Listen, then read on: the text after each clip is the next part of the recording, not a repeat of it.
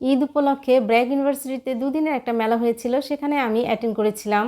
অল্প সময়ের মধ্যে কিভাবে আমি এতগুলো কেক তৈরি করেছিলাম সেটাই আজকে আমি আপনাদের সাথে শেয়ার করব।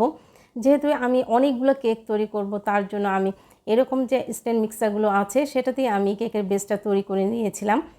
আর যখনই আমার বেশি বড় কেকের অর্ডার থাকে বা বেশি কেকের অর্ডার থাকে, তখনও কিন্তু আমি এই স্ট্যান্ড মিক্সার দিয়ে কেকের বেসগুলো তৈরি করে থাকি।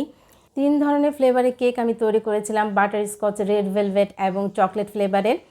এখানে যে মোল্ডটা দেখতে পাচ্ছেন এটা আমার একটাই ছিল, তার জন্য আমি প্রথমে বাটার স্কচ ফ্লেভারের যে বেসটা আছে সেটা দিয়ে বেক করতে দিয়েছিলাম। তারপরে আমি ব্রাউনির প্রিপারেশন নিচ্ছিলাম। বাটার স্কচ ফ্লেভারের কেকটা বেক হতে হতে আমার এখানে ব্রাউনি কেকের বেসটাও তৈরি হয়ে গিয়েছিল। সেটা বেক হয়ে যাওয়ার পরই আমি এই ব্রাউনির কেক বেসটা আবার ওভেনে দিয়েছিলাম।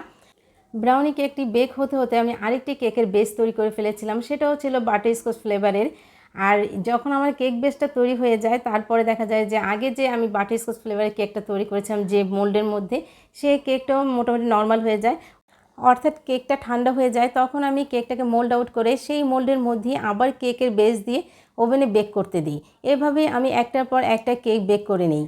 আমি যেহেতু ডাব কেক তৈরি করব, তার জন্যই আমি 6টি এরকম বড় সাইজের কেক তৈরি করে নিয়েছিলাম, তারপর কাটার দিয়ে কেটে নিয়েছিলাম। এই মেলাটা ছিল স্টুডেন্টদের জন্য, তার জন্য আমি এই কেকগুলো তৈরি করেছিলাম। খুব সিম্পল ডিজাইন করেছিলাম এবং কালারগুলো আমি খুব হালকা রেখেছিলাম, যেন দেখতে অনেক বেশি কিউট লাগে।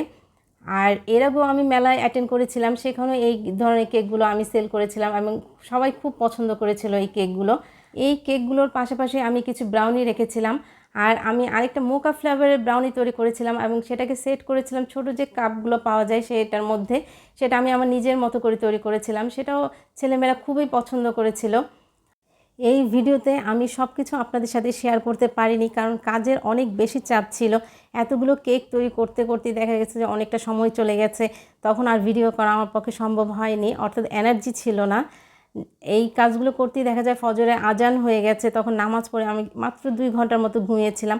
আবার 7টার সময় সেটাকে প্যাক করে সব কিছু রেডি করে মেলার জন্য প্রস্তুতি নিতে হয়েছিল। আজ এখানেই শেষ করছি। সবাই ভালো থাকুন, সুস্থ থাকুন, নিরাপদে থাকুন। আল্লাহ হাফেজ।